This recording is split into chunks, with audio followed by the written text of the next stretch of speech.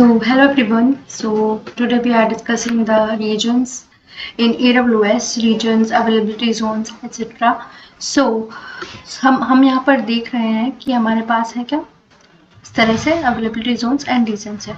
तो हमारे पास टोटल कितने होते हैं AWS में ग्लोबली जो रीजन्स हैं वो हमारे पास है 32 अभी अवेलेबल होते हैं, और अवेलेबिलिटी जोन्स जो है वो 102 है हमारे पास, 102 ग्लोबली अवेलेबिलिटी जोन्स है। इसके जो नंबर्स है इसमें चेंजेस होता रहता है टाइम के साथ, अगर आप गूगल करेंगे तो आपको कुछ और नंबर दिखेगा, बट हाँ जहाँ तक मुझे पता है उसमें 32 रीजन्स हैं अभी और 102 अवेलेबिलिटी जोन्स है। शायद आपको गूगल पे 105 अवेलेबिलिटी जोन्स दिखे हैं और 33 रीजन्स दिखे हैं।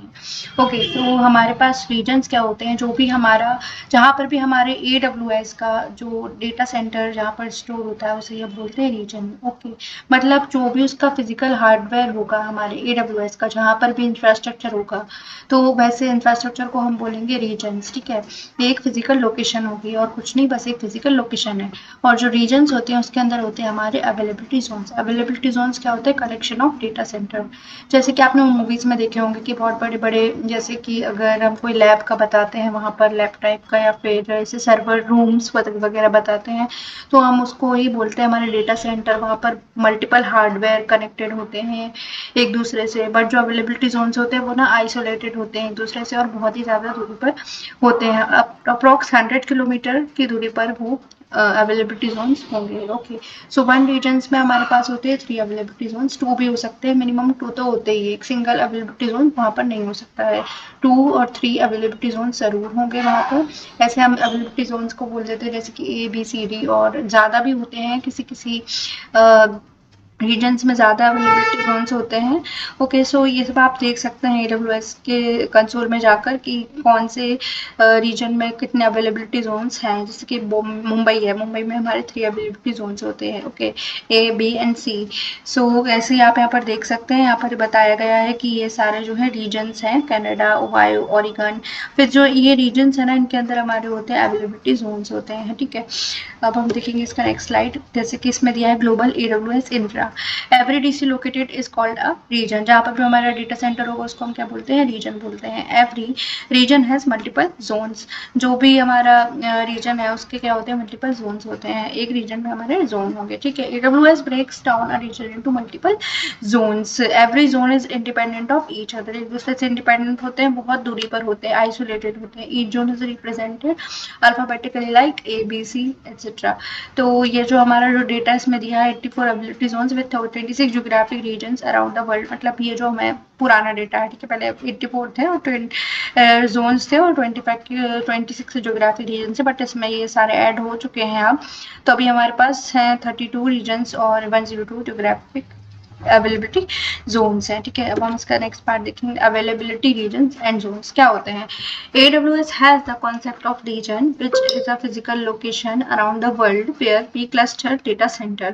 मतलब एक फिजिकल लोकेशन होती है जहाँ पर भी हमारे डेटा सेंटर होते हैं, उसको हम बोलते हैं region. Okay, we call each group of logical data center and availability zones, और जो डेटा सेंटर्स का जो ग्रुप होगा वो अवेलेबिलिटी जोन्स होगा, और जो अवेलेबिलिटी जोन्स का ग्रुप होगा वो हमारे रीजन्स होगा। ठीक है, each AWS region consist of multiple isolated and physical separated availability zones with a geographic area. ठीक है, मतलब आइसोलेटेड होते हैं एक दूसरे से और बहुत सारे उसमें अवेलेबिलिटी जोन्स होते हैं एक रीजन्स में। अवेलेबिलिटी जोन्स को हम AZ से भी रिप्रेजेंट करते हैं। ठीक है, हमारा जो unlike other cloud providers who often define a region as a single data center, the multiple AZ design of every AWS region offers advantages for customer. जैसे कि जो भी हमारे अलग जो क्लाउड प्रोवाइडर्स होगा उसमें क्या होता है, एक रीजन होता है, एक सिंगल डेटा सेंटर का कलेक्शन होता है, बट AWS में ऐसा नहीं होता। AWS में मल्टीपल अवेलेबिलिटी जोन्स के कलेक्शन को हम रीजन्स बोलते हैं, क्योंकि इससे हमें क्या मिलता है, फॉल्ट टॉलरेंस मिलता है। Okay, and high availability achieve करने में हमारी हेल्प करता है, क्योंकि अगर मान लो एक जो अवेलेबिलिटी जोन है अगर वो डाउन हो गया तो हमारे पास जो दूसरा अवेलेबिलिटी जोन होगा वो अप होगा। तो अगर हमें कोई हमारी वेबसाइट रन करके रखनी है 24/7, सो हम उसको कर सकते हैं, क्योंकि दोनों तो एक साथ डाउन होंगे नहीं, क्योंकि हमारे पास 3 अवेलेबिलिटी जोन है, तो एक डाउन होगा तब भी हमारे 2 अप रहेंगे, फिर अगर हमारा जो B डाउन हुआ तब भी हमारे A और C अप रहेंगे, C डाउन हुआ तो हमारा A और B अप रहेगा।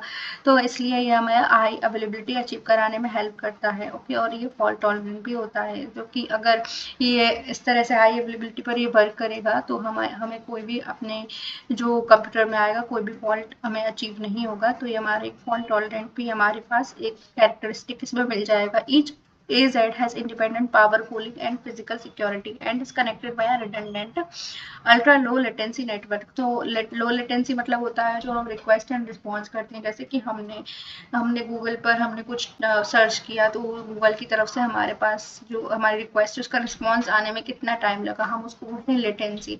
तो वो टाइम हमेशा कम से कम होना चाहिए। ऐसा तो नहीं कि आप सर्च करते बैठेंगे और 5 मिनट तक आप वेट करेंगे कि गूगल आपको रिस्पॉन्स दे, वो आपको 1 सेकेंड में ही रिस्पॉन्स दे देगा।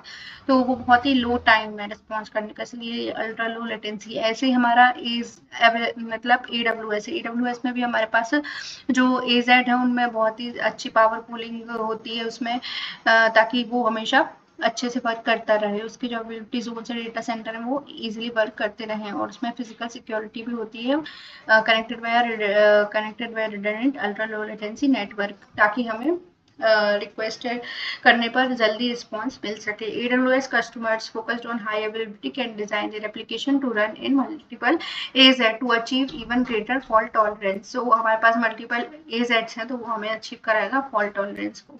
ठीक है, मतलब हमारी जो मशीन होगी वो फॉल्ट टॉलरेंट होगी, मतलब अगर हमें कोई फॉल्ट आ भी जाता है हमारी मशीन में या कुछ डाउन भी हो जाता है तब भी हमारी मशीन अप ही रहेगी। ठीक है, AWS infrastructure region meets the highest level of security compliance and data protection। इसका जो इंफ्रास्ट्रक्चर होता है AWS का उसमें हाई लेवल ऑफ सिक्योरिटी होती है और डेटा प्रोटेक्शन होता है, इसलिए हम AWS का यूज करते हैं।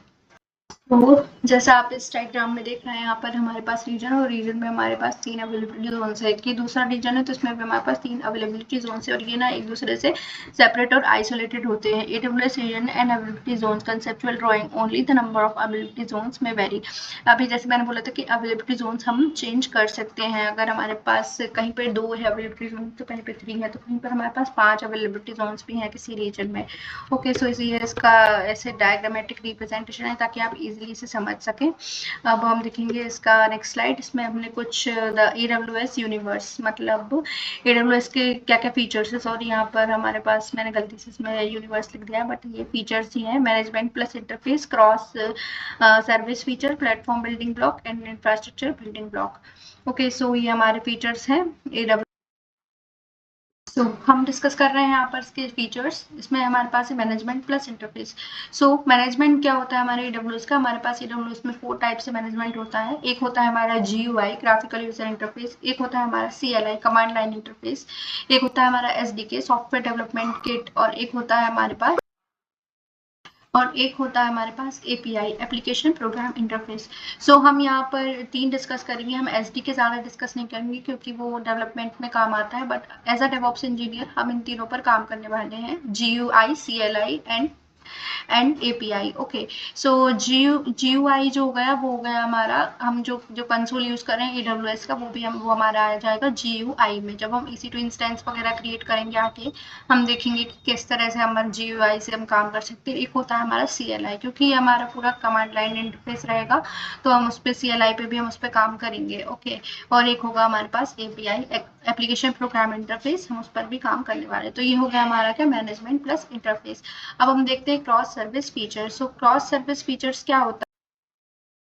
तो हमारा क्रॉस सर्विस फीचर्स क्या होता है, इसमें हम ये देखते हैं कि हम किस तरह से मल्टीपल सर्विसेज को कंबाइन करके हम यूज कर रहे हैं। मल्टीपल सर्विसेज हम एक साथ यूज कर रहे हैं, उसको हम बोलेंगे क्रॉस सर्विस फीचर। जैसे कि अगर हम जब इंफ्रास्ट्रक्चर क्रिएशन करते हो हम उसमें एक साथ EC2 VPC S3 इस पर हम काम करते हैं, तो ये हमारा होता है क्रॉस सर्विस फीचर्स। सो ऐसे हमारे पास एक और फीचर है, उसमें है प्लेटफॉर्म बिल्डिंग ब्लॉक्स। तो प्लेटफॉर्म बिल्डिंग ब्लॉक्स में क्या होता है, तो हमारा जो प्लेटफॉर्म बिल्डिंग ब्लॉक्स है उसमें हम पहले भी डिस्कस कर चुके हैं, जिसकी प्लेटफॉर्म एज ए सर्विस जो हमने डिस्कस की थी। AWS हमें प्लेटफॉर्म प्रोवाइड कराता है, जैसे कि हमारे पास AWS लैम्बडा हो गया, बीनस्टॉक हो गया, तो ये हमारे प्लेटफॉर्म बिल्डिंग ब्लॉक्स के अंदर आता है। और इंफ्रास्ट्रक्चर बिल्डिंग ब्लॉक अभी हमने देखा था, जैसे कि AWS एक इंफ्रास्ट्रक्चर एज अ सर्विस है तो वो हमें इंफ्रास्ट्रक्चर प्रोवाइड करा रहा है, तो इसके फीचर्स में आ जाएगा इंफ्रास्ट्रक्चर बिल्डिंग ब्लॉक्स। तो आपको ये 4 फीचर्स याद रखने, management plus interface, cross service features, platform building blocks and infrastructure building blocks.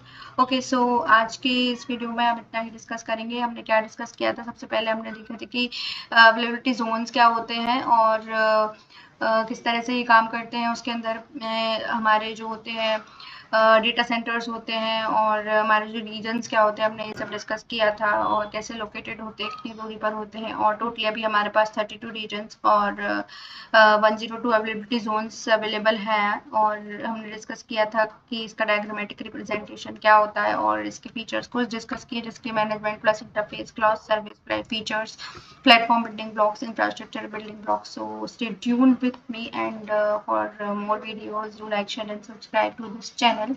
And if you have any doubt, you can comment down your doubt in the comment section. I will definitely try to give you answer of your question. So bye bye, and keep learning, keep motivated. Thanks for watching.